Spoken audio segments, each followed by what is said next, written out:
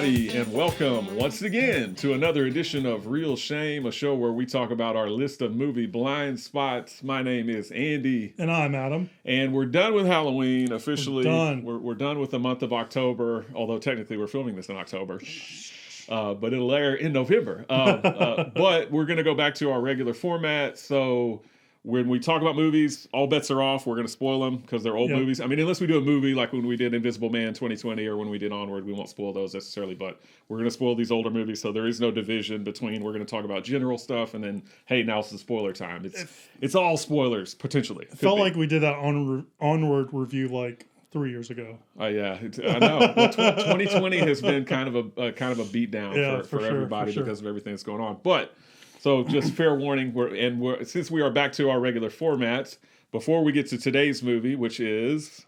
I read the wrong thing. Escape from Alcatraz. Before we get to Escape from Alcatraz, we like to start off every Monday episode with what we've been watching lately. That's right. We didn't do that the whole month of October because we got right to the movies, but we're getting back into it. So what have you been watching lately? All right, I've watched a couple things that we've been talking about. The big thing that I watched, surprised everyone, is I actually watched all the Bond movies. Every single one. You're all caught up. You're ready for No Time to Die. I'm ready for No Time to Die, right. Which got pushed to 2021.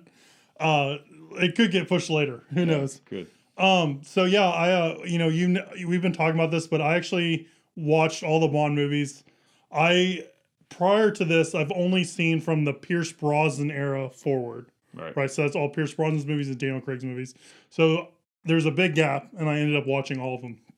I'm not going to go into as detailed ranking as you did with yours, mostly because I was actually watching for fun. So there was times where I'd kind of tune out and stuff like that, and I wasn't trying to be really diligent about watching the movies, right? It was just something to have on the background to have fun. Yeah. But I will say overall, it kind of made me appreciate the movies a little bit more, especially the movies that I've seen that I really didn't like. Like, I know Tomorrow Never Dies, The World's Not Enough, kind of get a bad rap. What was the last one he did? No, Die Another Day is probably and it's not actually that bad. Oh, yes, it is. The first hour is really good. And actually, like, I didn't like Quantum of Solace that much when it first came out, and I do think it is criminal the way that movie was edited, and I don't know if that's because of time constraints or because of what it was actually shot or whatever, but the way that movie is edited is criminal. It should be completely re-edited. But I ended up liking those movies a lot more. So, I like Quantum of Solace. I'm a fan. If you would have asked me a week ago, I would have told you Quantum of Solace is terrible, and I would have told you why. But now, actually watching it, I do like it that it kind of continues the story, and I actually like it. I think the editing is so jarring. They went like over into the Bourne way of editing that it takes away from the movie. Wasn't there like a writer's strike or something going on around that time? There was, yeah. So there was a lot of stuff around there. And I do like how those first four Daniel Craig movies kind of tell like a overall arc. Yeah, me too. So I kind of like that. And some of the stuff I didn't like about Skyfall, which was the reintroduction of M and Moneypenny and like going back to the old Bond way of doing things, I now have almost like a nostalgia for and affinity for after seeing all the movies leading up to it. Right? Yeah. All that being said, all right, so I am going to rank my Bonds for you guys. So this is probably going to be a hot take and not everyone's going to agree with me, but Pierce Brosnan is still my favorite Bond. I understand Sean Connery is most people's favorite Bond, but I think it's just growing up with Pierce being that Bond, being the first Bond movie I saw, I just like him better as Bond. I think he does the suave thing, does it pretty well, but I also think he does the physical, like can hold his own and fight pretty well. Yeah. So I like him a lot. Then Connery, then Craig, and then Dalton. Yeah. Which I really like Dalton a lot. I wish he did more movies. 2 was not enough. I agree. Then Lazenby. And I more... You're like, Roger Moore, get out of here. Yeah. Well, Roger Moore, he is in too many Bond movies, and I think that's to his detriment, right? He was like in 6 Bond movies, and I think that was just too much. And the quality of his movies swing wildly from good and bad. And he was way too old. Yes. Like probably when he started, arguably. Yeah. But by the time he ended with A View to a Kill, he was sputtering over the finish line, right? I mean, he was way too old. So he has that stuff going against him. The other thing he has going against him is I think his Bond was more slapsticky, and it seems like he fell like through things, or he kept on. It was like more slapsticky. It felt like, Yeah. and it felt like he was bumbling a lot more than all the other Bonds. So the whole time I'm watching, I'm just like, oh, he just fell through this, this glass on a boat and landed on a wedding cake. Like, you don't see Bond doing that. Like, doesn't seem suave. That seems like, clumsy. Clumsy, right? So that's all the Bond stuff that I watched. And you did watch Never Say Never Again. I did, yeah. Which I didn't mention whenever I was doing my Bond movies because I didn't watch it until later. But now we both watched it. So what did you think of Never Say Never Again? It feels like it feels like a knockoff of a Bond movie. Like it, there's aspects of it I like, but the whole time it just felt like I don't want to say it, like it's like a knockoff. Like it never felt like a real Bond movie. It just felt like, oh, this is what they're trying to do to be like Bond, but it doesn't feel like Bond. What was your thoughts about it? This is the first, when I watched it recently, this is the second time that I've seen it. The first time I saw it, I really couldn't stand it. I really hated it. But maybe I had the same thing happen to me that you had when I watched it the second time, like when you were talking about some of those other Bond movies like Die Another Day and Quantum of Solace. I kind of liked it the second time. I was like, this isn't so bad. I love how there's like 50 million Centipede arcade machines in that one guy's place. I liked, young Kim Basinger with old Sean Connery. I kind of liked it. I thought it was kind of fun. It was cheesy as hell, but I thought it was kind of fun. But I can see what you're saying. It is kind of like a knockoff. And it is weird because it's not official canon. Yeah. It was made by a different company or studio. And it's a retread of a story we've already seen. A remake of Thunderball or whatever. So, yeah. But I kind of liked it. I liked it a lot more the second time. And I think the cable rights to that must have been dirt cheap, because I've seen like him fighting the dude like with the electric video game hundreds of times, and like the centipede thing, I've seen that hundreds of times. Yeah. So I don't know where that was. Yeah. So the last couple things, real quick, is did you end up watching Borat subsequent movie film? Yeah. I watched that. Yeah. What'd you think? I mean. Yeah, it was okay. I mean, it was very hit or miss. I felt like. I mean, and once was enough. I don't think I'd watch it again. I remember really liking the first Borat movie and thinking it was hilarious. And I don't know if I have grown since then or whatever, but this movie just didn't do anything for me. Yeah. And I just found it. I don't like prank humor, and I don't know if I felt that way 14 years ago when the first movie came out. I was going to say, I think the first movie does a lot of that too. Yeah, so I don't know if that's just my taste change or something like that, but yeah, I could take it. I wasn't into it. Yeah. It seems like all of these sequels that come out a lot later, like Jay and Silent Bob, the reboot or whatever, they throw like a kid into the mix. They throw like some kind of like daddy-daughter, daddy-son story and tug at your heartstrings or something, which, I'm sorry, Borat, I'm not going to be tearing up with Borat. I'm just like, I don't know. I didn't think it was that great. It was watchable, but not very.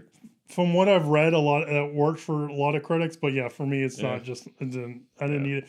And the thing was like, to me, I felt like I could see the making of like the framework of the movie a lot was like, okay, we got these two pranks. Now we need a scene to fill this up. Hey, why don't you go step behind like the dumpster and let's do a scene around this to tie those things together. Yeah. So I felt like I saw a lot of those connecting pieces where he's like, okay, we're here and here. We need something to bridge those two together. So sometimes on that stuff, I was like, oh, he's trying to bridge that story. All right. I watched Trial of the Chicago 7, another movie with Sacha Baron Cohen. Did you watch that? No. It's okay. It's not great. It's Aaron Sorkin. Molly's Game's a much better movie than that he also wrote and directed, like this movie. I just thought it felt really bland to me. Trial of Chicago 7, so I wasn't a big fan of it. I watched Ava, speaking of Molly's Game, with her name just left me. Jessica Chastain. It reminded me a lot of what was the movie we watched, the Blake Lively one? Yeah, the rhythm section. Rhythm section, yeah. It reminded me a lot of that, where it's just like, okay. Like they try to take something and make it interesting and a little different, but at the same time, it just felt very like rote and very the same of everything we've seen before. Yeah. It didn't feel too different or like it was changing things too much. It just was like, we'll just use a female protagonist, Yeah. And lastly, I want to bring this up because you recommend this to us. We watched Night of the Demons, which is an amazing movie. I've told so many people about this movie. It's awesome. Yeah. It is absolutely batshit insane. It is well worth your time. It's streaming on Amazon. That is probably 20 minutes of what I've been watching. But hey, it's been a month since we've done this, so I'm sorry, guys. Yeah. All right, I'm going to kick it over to you. What have you been watching? Sports. Back to you, Adam. No. Sports ball. Over the last month, I've watched the Stanley Cup, finals, the NBA finals, the World Series, which just ended, and football's back in season. So I watched a lot of sports, but I did manage to squeeze in a few movies. I did watch Borat, as we already discussed. Yep. I've been going through the Scream movies, which I've seen before. I've seen the first 3 Scream movies. Yeah. I've never seen the 4th one, and I still haven't seen the 4th one because I have yet to watch that. I'll probably watch that this weekend. I like the 4th one. And then I watched, because you watched the Final Destination movies, I also have been going through the Final Destination movies, and I had only seen the first 2 of those, and I've just watched the 4th one, the 3rd and the 4th one. I've seen obviously the part from 3 where the guy is going crazy, lifting dumbbells. Because I was showing that to you. I've never seen the entire thing until now, and so the first 4 movies. I think the Scream movies are still pretty good. I do feel like they decline in quality. The second one is not as good as the first. The third one's not as good as the second or the first. And again, I haven't seen the 4th one yet. And then the Final Destination movies, I'd say the first 3 are fun. I thought the 4th one was god awful. It is. It's was terrible. really, really terrible. That's the one that they made in 3D. Yes. And the CGI is horrible, even by 2009 standards. I thought the CGI looked really, really bad. And I just felt like and I thought the lead guy, and again, it's a horror movie, I know, so you don't expect amazing acting. I thought the lead guy in part 4 was just a horrendous actor. He was just awful. And the other weird thing that I remember about Final Destination 4 was I think that same director directed either 2 or 3. He directed 2, yeah. And it's like, dude, you directed like arguably one of the better. I think 2's the best one. Mm-hmm. Like you directed one of the better Final Destination movies, and then you give us this piece of crap. Mm. But it does, for me, it does upswing on the last one. Yeah, that's what I've heard. So I still need to watch Final Destination 5, and I still need to watch Scream 4 again. Actually, Halloween is this weekend. We're filming this the last week of October. So I think Saturday I'm going to be watching just all horror movies all day. So I think it's a good idea. I'll hit both of those, Scream 4 and Final Destination 5. And I don't know, maybe I'll watch Night of the Demons again. I haven't seen it in a long time. Oh my gosh, so fun. There's sequels to that, but I haven't seen those. But I've seen the second one. I haven't seen the other. I think there's 3. I haven't seen the third one. Yeah. And finally, before we move on, we did Reanimator, which was directed by Stuart Gordon. Also, I noticed a mistake in that episode. Not that it really matters, but The Guyver was not directed by Stuart Gordon. It was directed by Screaming Mad George, who has worked with Stuart Gordon. But, oops, my mistake. Retraction there. But I watched another Stuart Gordon movie called Dagone, which came out in 2001, which is also based on an H.P. Lovecraft story. Okay. I thought it was pretty fun, actually. Cool. It's got 2001 CGI, but it's still probably better than Final Destination 4 CGI. I watched it like a late night on a Saturday night. I feel like it was the perfect kind of movie for that. Just late at night. It was fun. You got a guy. He's basically on this like Spanish island, and all of the townspeople, all the village people, are all slowly turning into like fish people. I was thinking all the village people. Well, yeah, all the village people. Yeah, they're thinking YMCA, and he's running away from them. No, they worship a sea god, which is pretty much like Cthulhu, but it's not Cthulhu. It's Dagon. So I think H.P. Lovecraft might have been running out of ideas at that point. I don't know, but don't kill me, H.P. Lovecraft fans. I don't know. But anyway, he's running from them. And he's like trying to locate his girlfriend who they've kidnapped, and I thought it was fun. It's not amazing, but it was fun for a late night Saturday night kind of thing. That sounds cool. So Dagon. Dagon, Dagon, right. Dragon without the R. All right. Yeah, that's all what I've been watching. All right.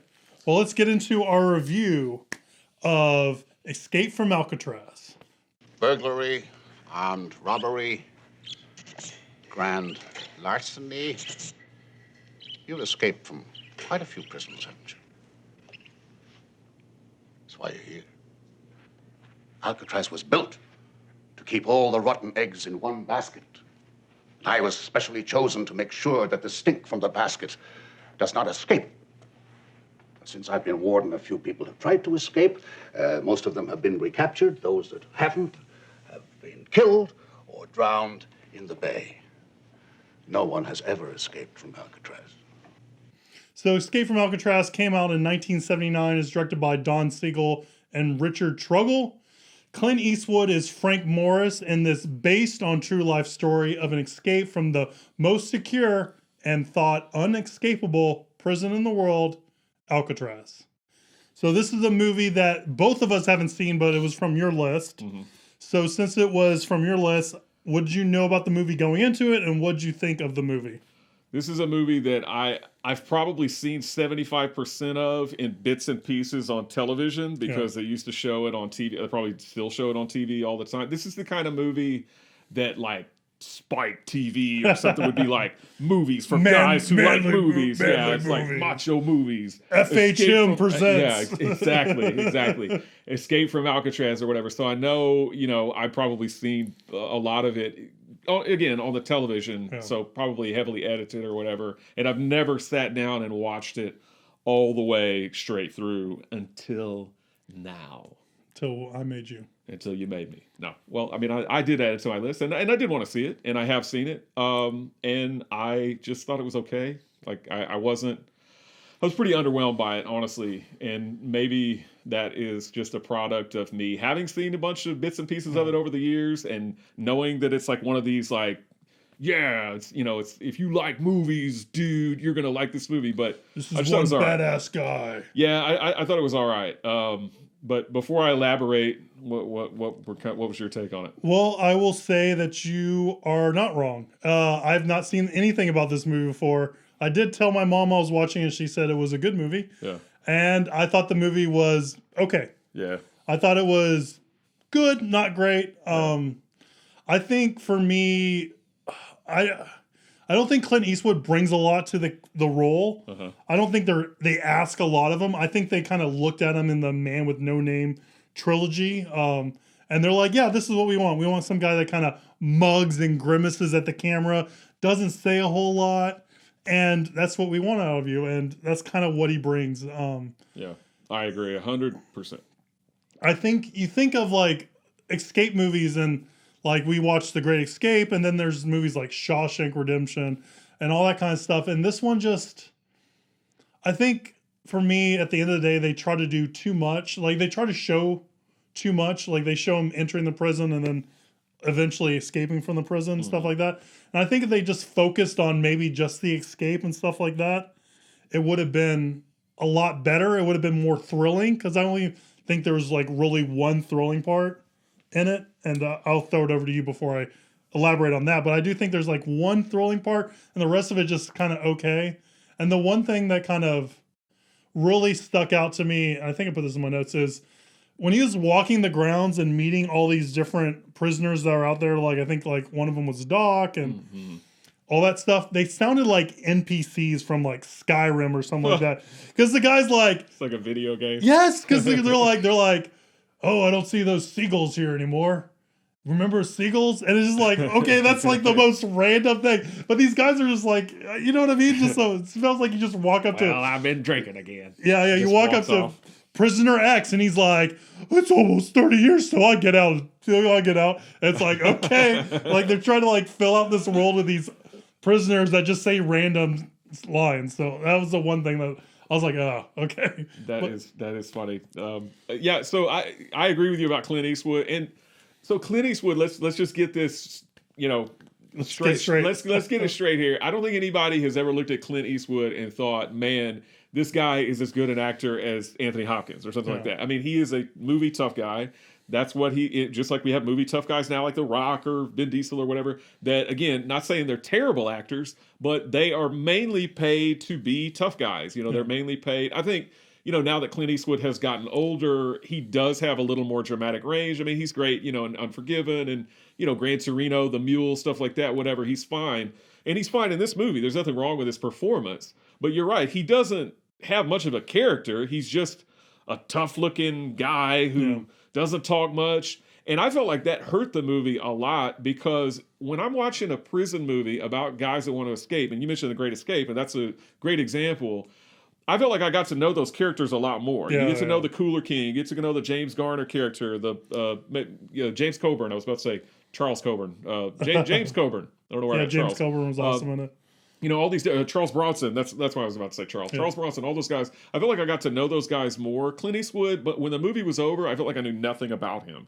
And so for me, there wasn't much to invest in emotionally in this movie. Really, there wasn't anything at all. I felt like I knew more about the other characters than like the Doc character or the Litmus guy that has the little rat or mouse or whatever it was. The guy, especially the guy Charlie Butts that comes in this, the guy that's in the cell next to him. And because he talks. Yeah, all those guys actually talk. I knew more about them than I knew about Clint Eastwood. I get that's probably by design. They just wanted him to be like a gruff guy who, they were like, "How was your childhood?" And he's like, "It was short." And that's about all he says. And you don't really know what he's in for. I don't think he ever says what he's in prison for. The other guy, Charlie, says he's in for stealing cars. And then I think Litmus says what he's in. But most of these guys, I'm sorry, Clint Eastwood. I don't think he ever says. Yeah, I think I'm getting this and the next movie kind of the characters kind of tied together. So I don't think they really. I agree. I don't think they really do say it. He gets to the prison. He meets the war. We see from his file he has like a superior IQ or whatever, but you don't find That's out like a anything. show don't tell, but like a really bad show don't tell. Yeah, but you don't really get to know Clint Eastwood at all. He gets there and he's like, all right, I'm gonna escape. And then his two buddies show up, Remo Williams, Fred Ward, shows up. Chagrin brothers. Yeah, no, the Anglin brothers. Yeah, with his brother, and then they're like, all right, get all this stuff. For me, it was more just a movie. I felt like they sat down and they said, okay, we've got a movie, because it's based on a true story. It's based on three guys that actually did, we don't know if they successfully escaped. And they changed like their names around because they couldn't get the rights and stuff like going. But, I mean, I felt like they're like, we want to make a movie about that escape. And they're like, well, we need some drama in it, but they just made a very half-hearted attempt at putting any kind of drama in it. I mean, most of it is I wrote down it's clinical. It's just very clinical. It's like, hey, get me this, raincoats. Hey, I got to saw this. All right, I'm going to cut this. But there's not much of a story outside of that. Again, you've got the one guy played by Robert Blossom, Doc, played by Robert Blossom, who most people know from Home Alone. He's the old guy that lives next to Kevin McAllister, and he helps him. He saves him from the wet bandits. He's in it. He likes to paint, and he gets his painting privileges taken away by the warden, and then he just decides to hack his fingers off, and then he's just out of the movie. And I guess like the warden, I guess the picture he did of the warden, he looks kind of like, was it Colonel Kurtz or whatever? Or like I guess he was very upset. He didn't like that picture. He didn't like that picture. He didn't like but that the picture was really good, and it looked kind of like him. So I was very confused. I was like, is this like a bad picture of the guy? Yeah, I thought it was good. I mean, I would have been like, hey, this is pretty good. But yeah, I agree. I just think like you spend all this time with Clint Eastwood and you don't feel anything for him. You don't feel one way or the other about him. You get told that he's smart, but you don't really see him you see him do a couple kind of intelligent things, like when he tries to smuggle things out of the wood shop and stuff like that. But there's never really and he talks about the paper mache stuff, but you never really hear him talk about how they're going to build the raft and stuff like that. So I think some time could be spent him talking about this is how we're going to do it. This is how we're going to get out of it. Yeah. And the other thing that kind of struck me was they're just sitting at the table talking about this stuff in plain sight of everyone.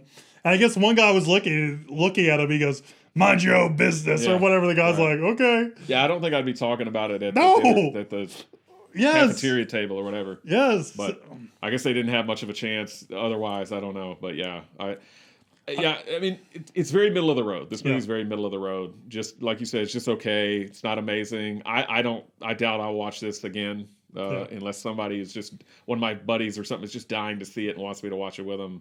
I don't think that I'll be sitting down and watching this anytime soon. Yeah, I'm with you. I just think I'm glad I've seen it to say I've seen it. Same here. I don't really see the why some people would like it. I'm kind of okay about it. I'm meh, I guess. Yeah. Another thing about the warden is I'm glad they didn't make the warden mustache twirlingly evil, but I felt like he was very muted. Like I honestly, I didn't think the warden was that bad of a guy. Like that's a dick move, like taking away the guy's painting privileges because you don't like his painting. Yeah. But other than that, I didn't really see like what he did that was like so terrible. Even when Clint Eastwood gets sent to, I think it's D block, which is like solitary. Yeah, where they like right? lock you and like he doesn't get sent there by the warden, like because he's attacked in the yard by the wolf guy or whatever that likes him or whatever. He wants to stab him.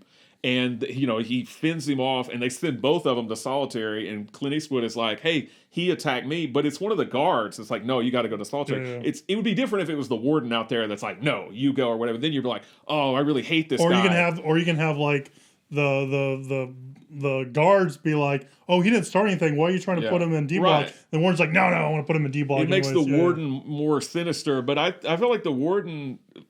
I felt like he was barely in the movie, and honestly, I mean, I didn't think he was that bad of a guy, other than taking away the guy's painting privileges. I was like, well, he's not like a real sadistic warden, so I agree. And I was reading a little bit about the real life behind it because I was so kind of, not bowled over by the movie. I thought it was like, and like some of the stuff that I think they did in real life is more interesting, like.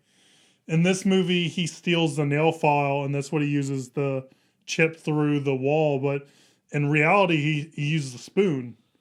I mean, we see him steal a spoon, but he didn't have a nail file. He just used a spoon. Which I'm like, I think that's more interesting and more, kind of stuff like that. So I'm wondering why they ended up deviating. And the Butts guy, like the reason why he didn't, the butt guy, the reason why he didn't initially escape with them was because there was a metal like either pipe or a metal sheet that prevented him from going through the wall to the other side. Yeah. I'm like that's also more interesting rather than having like will they, won't they, like he's just sitting there like, oh, I don't know, I'm so torn, kind of stuff. I don't know. Yeah. Again, that was just me trying to figure out like, well, maybe the real story wasn't that good either, and that's what they were working with, kind of stuff. But maybe. Yeah, to me, it was just a very half-hearted attempt at doing characterization for the most part, especially with Clint Eastwood. And so the movie, I watched it. I was interested. I wanted them to escape. I wanted to see how they escaped, but I was never like really, really super into the movie. It was watchable, and then I was done. I was gonna say I left this off. So the part that I found the most thrilling was the first time he went up and he had the paper mache head there. Mm-hmm. Oh, yeah. Like I think that sequence was thrilling. But they do pull a bait and switch with the camera work because you could tell it's the paper mache head when the guy reaches to like grab his hair, and then it cuts to the other inside the cell, and suddenly it's Clint Eastwood there, and I was like, that's cheating. Yeah, you can't do that. That's cheating. But yeah, I agree that part you're like, oh, so you're gonna get found out. Yeah. What's gonna happen? I agree with that. So I thought that was good. Yeah. So we weren't hot on it. What did the critics say? Before I get into that, I did want to mention just the cast. You mentioned obviously Don Siegel directed it. He worked with Clint Eastwood 5 different times. Coogan's Bluff, 2 Mules for Sister Sarah, The Beguiled, Dirty Harry, which is my favorite of their collaborations. And the last movie he actually did with Clint Eastwood was Escape from Alcatraz, because I was reading apparently they kind of had a falling out, and so they didn't work together after that. And then Don Siegel didn't make another movie after 1982. His last movie was Jinxed with Bette Midler, which I've never seen. So obviously as Clint Eastwood, the warden is played by Patrick McGoohan, who was in a TV show called The Prisoner, if you're familiar with that. Another show called Danger Man, I believe, or Secret Agent Danger Man or something. As we mentioned, Fred Ward plays John Anglin, one of the brothers. His other brother Daryl. No, his other brother is played by Jack Thibault. Charlie Butts is played by Larry Hankin. Roberts Blossom plays Doc. We mentioned that, the guy from Home Alone. We didn't mention English, the guy that he's runs kind of the library. He was in the movie for like 2 seconds. I feel like he's in it a little more than that. He's in there when he gets the books, and then I guess he's sitting at the top of the stairs. He talks to him, and then he shakes his hand. And at the end. And it's like, was another thing. Yeah, where'd that relationship come from? When I mentioned half-hearted attempt at characterization, they become kind of buddies really quickly. Because at first he's like, yeah, what are you doing there? Like kind of mad at him or whatever. And then it's just like, oh, well, let me tell you why I'm in here, or whatever. And then later you see Charlie Butts talk to his wife through the glass, and you see English talk to his daughter through the glass for like 2 seconds. And I felt like, again, they're like, all right, well, we got to show something about these people. So let's just show this. Okay, now we're done. Yeah. And so it's like either show a little more or don't show it at all, which, again, very, very half-hearted attempt. But I did think the guy that played the English, Paul Benjamin, is good. I've seen him in a few other movies. And I think I read Danny Glover He's in it for It's a blink and you'll miss him performance from Danny Glover and a blink and you'll miss him performance from Carl Lumbly, who is in a bunch of stuff, but most recently he was in Supergirl, the TV show Supergirl. Oh. He's John Jones' father. Oh. Yeah, in Supergirl. John Jones but is yeah, a father? Danny Glover, when Clint Eastwood is taking the books down, Danny Glover's in like the first cell. I need to rewatch that because I read it on IMDb, but I didn't catch it when I watched I noticed it was Danny Glover, but you can barely see him because he's like back far in the cell, and I don't think they ever cut to inside the cell, and he only has like one line. But yeah, it's a very quick performance from Danny Glover. And Carl Lumbly, I don't think has any lines. Carl Lumbly is sitting there. English is sitting at the top of the little stair or wherever they're sitting. Carl Lumbly like gives Clint Eastwood like a dirty look. I don't think he even has any lines. So now it's 96% fresh. Wow. Rotten Tomatoes, 85% score, and it got 2 thumbs up from Siskel and Ebert. We're in the minority. I think Leonard Maltin gave it 3 stars. It got cut off, or I never wrote it down. I'm not sure. We're in the minority on that one. Yeah, we are. Oh, well. All right. Anything else? Nope. All right, guys. That was our review on Escape from Alcatraz. If it's a movie that you haven't seen, go watch it and let us know how you feel about it. You can shoot us an email, realshame@gmail.com. Or if you're watching us on YouTube, you can leave a comment below. Start a conversation. That would be super cool. And while you're on YouTube, share that link with all your friends because that would also be very helpful. Help spread the word of the podcast, and we really do appreciate that. Mm-hmm. And as a follow-up to Escape from Alcatraz, we're reviewing... Another Alcatraz movie. Another Alcatraz movie, and that is Birdman from Alcatraz. Birdman of Alcatraz. Birdman of Alcatraz. Birdman of what's it? Leavenworth. Birdman of Leavenworth. Yeah, not Birdman of Alcatraz. But hey, you know what? Come back Wednesday and we'll talk about that, guys. Thanks for tuning in. I appreciate it. We'll see you next time. Bye.